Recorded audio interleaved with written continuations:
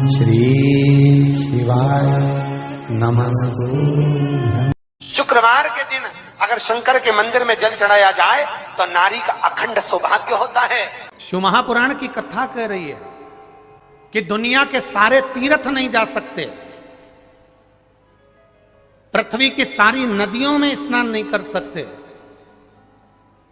पवित्र नदियों में आप स्नान नहीं कर सकते, या किसी भी तीर्थ में जाकर एक रात्रि भी विश्राम नहीं कर सकते, या हमने जिंदगी में कोई दान करा ना करा, कोई पुण्य करा ना करा, कोई सत्कर्म करा ना करा, कोई शास्त्र पढ़ा ना पढ़ा, कोई शास्त्र सुना ना सुना, उसके बाद भी शिव महापुराण की कथा कहती है कि एक दिन में अगर मात्र एक बार भी आप शंकर के शिवालय में प्रवेश कर गए या मंदिर में प्रवेश कर गए तो सारे तीर्थ, सारी नदियां, सारे सरोवर, सारी बावड़ी, सारे तालाब, सारे कुंड के स्नान का पुण्य, दान का पुण्य प्राप्त हो जाता है, केवल शिव तत्व को प्राप्त कर लेने। शिव महापुराण की कथा कह रही है कि घर में जो दिया होता है वो दीपक भी कोई साधारण नहीं होता, उस दीपक की भी महत्वता है, उस दीपक का भी वर्णन है।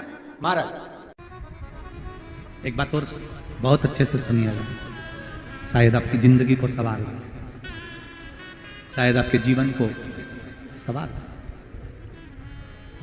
मेरी जीजियों, मेरे जीजाओं, मेरी बेटियों, बेटाओं,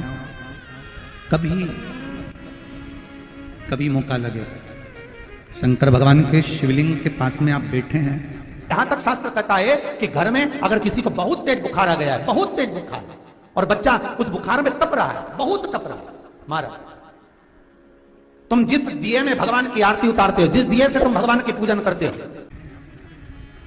कभी मौका लगा और आप पूजन करने के लिए गए,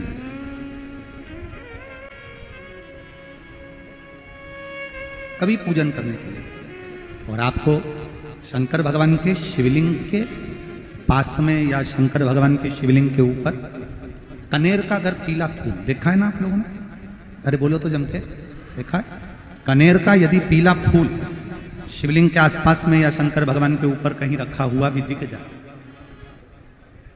विषम परिस्थिति हो, बहुत हिम्मत ना हारते हुए, तभी भगवान अकेले में एकांत में आप पहुंचे उनके पूजन के लिए, कनेर का पुष्प वहां रखा है, चाहे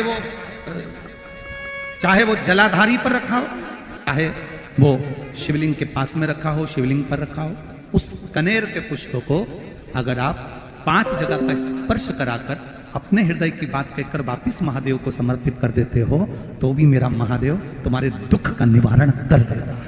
अब वो 5 स्थान, वो 5 स्थान, पहला गणेश जी, गणेश जी का जो स्थान होता है वह जगह, दूसरा षडानंद कार्तिक, तीसरा अशोक सुंदरी वाला स्थान, चौथा जलाधारी जो ऊपर से बूंद बूंद जल नीचे गिरा रही है, जया, विषहरा, शामली बारी, दौतली, देव, शंकर जी की 5 बेटियों का, और 5वें नंबर का है शंकर भगवान के, जो कैसे वर्णन किया जाए, त्रिशूल के 3 भाग होते हैं। करें दर्शन आप लोगों ने, जैसे सामने त्रिशूल लगा है, इस त्रिशूल के ऊपर देखेंगे तो 3 भाग दिख रहे हैं, नजर आ रहे हैं सबको? त्रिशूल का जो 3 भाग होता है, उस 3 भाग का जहां ज्वाइंट होता है, जहां मिलता है, एक जगह पर देखो तीनों भाग एक जगह पर मिले हुए, 3 भाग का जहां मिलन होता है, 5वां स्थान, ये 5वां स्थान, यहां पर स्पर्श कराकर शिवलिंग पर अपनी कामना कर कर श्री शिवाय नमस्तुभ्यम कहकर बाबा से अपने मन की बात कहकर जो समर्पित कर देता है, हम 3 महीना भी नहीं कहेंगे, हम तो कहेंगे अगर ज्यादा दुख है 3 दिन इंतजार करना, मेरा बाबा उस दुख को मिटाएगा। 3 महीना बहुत दूर,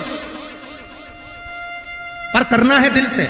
और कई तरह के दीपक होते हैं, दीपक का भी विधान वर्णन किया गया, उस दिए का भी वर्णन किया गया। यहां तक शास्त्र कहता है कि घर में अगर किसी को बहुत तेज बुखार आ गया है, बहुत तेज बुखार, और बच्चा उस बुखार में तप रहा है, बहुत तप रहा है, महाराज तुम जिस दिए में भगवान की आरती उतारते हो, जिस दिए से तुम भगवान की पूजन करते हो, उस दिए की बत्ती को नीचे डाल दीजिए और उस दिए को पानी की बाल्टी में धो दीजिए। कौन सी बाल्टी में? जिस बाल्टी के पानी से आप बच्चे को स्नान करा सको। केवल भगवान पर से ले जाकर, पास में से ले जाकर उस बाल्टी में थोड़ी देर डाल दो और उस बाल्टी के पानी से उस बच्चे को स्नान करा दीजिए। 15 से 20 मिनट, आधा घंटा लगेगा बच्चे का। बड़ी बेचैन दिख रही हो तुम, क्या बात है? पार्वती जी कहती है, देवव्रत, कश्मीर प्रदेश का एक भक्त देवव्रत बेलपत्री के वृक्ष के नीचे बैठकर आपका मंत्र जाप कर रहा। मैं आपको जगाना नहीं चाहती थी, पर बेलपत्री के वृक्ष के नीचे लक्ष्मी झाड़ू लगाती है, सरस्वती वीणा बजाती है, इंद्राणी उस बेलपत्री के वृक्ष के नीचे जल का सिंचन करती है। 33 कोटि देवी देवता उस बेलपत्री के वृक्ष की जड़ में विराजमान होते हैं। इसलिए देवव्रत एक बार पंचाक्षर मंत्र बोलता है तो वो 33 करोड़ बार गिना जाता है। ऐसा बेलपत्री का वृक्ष होता है।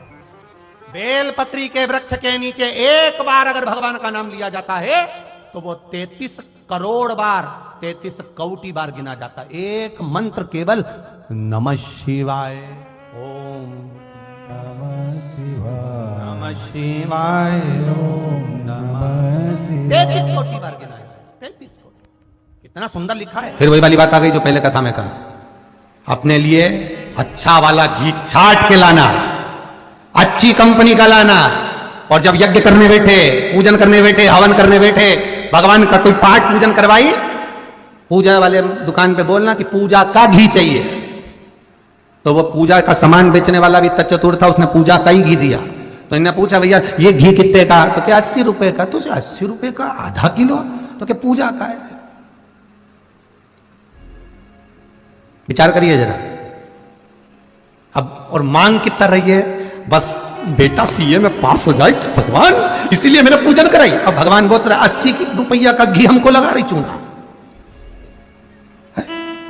80 रुपया का, और वो पूजन वाले की दुकान पे जाके घी का दिया लगाइए। अगर 40 का पाठ कर रहे हो हनुमान जी का, और बहुत ज्यादा संकट है, बहुत ज्यादा परेशानी है, इसका पाठ करो तो तिल्ली के तेल का दिया लगाओ, काली तिल के तेल का दिया, तिल का तेल का दिया हनुमान जी के सामने आसन बिछाकर। बहुत तकलीफ है तो 3 पाठ प्रतिदिन करो, और एक आसन से जितने समय, 9 बजे अगर आप बैठते हो पाठ करने तो 9 बजे ही बैठना है।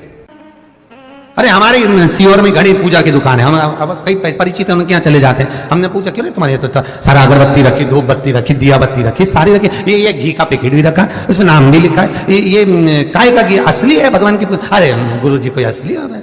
बस घी है, उसमें लिखा है शुद्ध घी। तो मैंने कहा शुद्ध घी तो लिखा है, पर ये कितने का है? 65 रुपए का डब्बा है। हमने कितने किलो का? आधा किलो का। हमने कहा वाह, काय के लिए होता है? क्या लोग लेके जाते हैं हवन पूजन के लिए? हमने भी सोचा वाह रे विश्वनाथ वाह, क्या किए, एक बंगला बना दो भोलेनाथ, सर्विस लग जाए भोलेनाथ, फिर के बहू को छोरा हो जाए भोलेनाथ। अब भोलेनाथ जी से पूछा ये देते क्यों नहीं? तो भगवान भी बोले बस वो पूजा वाली दुकान का 80 रुपए में काम चला रही है और ढेरों का मांग रही। अब बताओ, तुम सोचो कि भगवान क्यों प्रसन्न नहीं हो रहा। मेरा निवेदन केवल इतना सा है, तुम भगवान को लाखों का मत दो, करोड़ों का मत दो। भगवान कभी आकर नहीं बोलेगा कि मुझे करोड़ों का रुपया देना, भगवान कभी आकर नहीं बोलता कि मुझे लाखों का धन देना, भगवान कभी आकर नहीं कहता कि मुझे आभूषण देना, भगवान कभी आकर नहीं कहता कि मुझे वस्त्र देना। भगवान केवल एक बात कहता है कि तुम अपना दिल देना, अपना मन देना, चित्त वृत्ति देना। तुम अपना मन तो दो, अपना भाव, अपना दिल, अपनी वृत्ति, अपना चित्त भगवान को दो। पर महाराज वही तो नहीं दे पाते, दिक्कत तो वही है ना, सबसे बड़ी बात, तकलीफ तो यही। सब बोलिए एक बार जमकर, श्री शिवाय नमस्तुभ्यम। प्रैक्टिकल जरूर करना, कहीं सीओर वाला महाराज झूठ तो नहीं बोल रहा। शास्त्रों की बातें हमारे जीवन में हमें सुख प्रदान करे, इसलिए इस भाव का आनंद करते हुए आज की कथा को विराम देते हैं। वीडियो पसंद आई हो तो शेयर करें, लाइक करें, सब्सक्राइब करें। श्री शिवाय नमस्तुभ्यम, हर हर महादेव कमेंट बॉक्स में जरूर लिखें। महादेव आपकी सभी मनोकामनाएं पूर्ण करें। मिलते हैं अगली वीडियो में। श्री राधे, हर हर महादेव।